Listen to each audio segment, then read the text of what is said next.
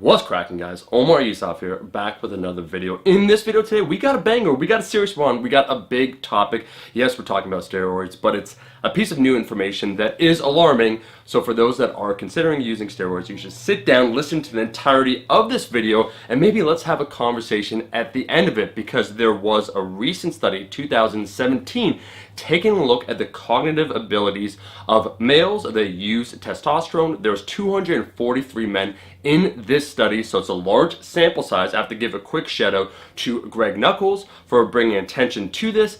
I don't think this has been talked about at all in the YouTube fitness community.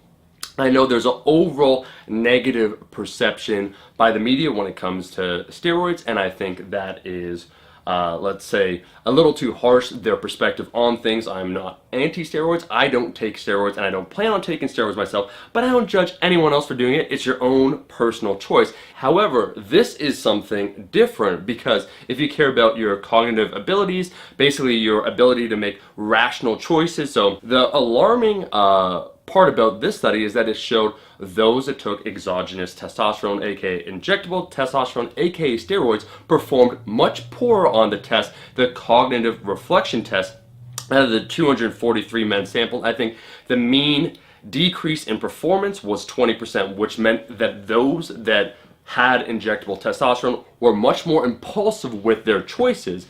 And so if it is something that actually can truly alter your perception of choices that you make, or how fast you make them, or your inability therefore to make more reflective, take your time, introspective choices, that could be potentially dangerous, and that would play into the whole factor where people talk about roid rage, or the media where they let's say, condemn these things. But if there really is some sort of cognitive impairment, slight cognitive impairment that occurs while taking steroids, or testosterone in particular, we don't know if it's just because it's exogenous, if it's the amount that does it. So there still needs to be a lot more research done. This is just the preliminary research that has been conducted, but looking at the different potential mechanisms, I know there are far more people these days thinking about using testosterone or things like that just because of social media, and calling an ace, like I said. So it kind of has become normalized, this behavior. I think this is super important because it's something that is not talked about,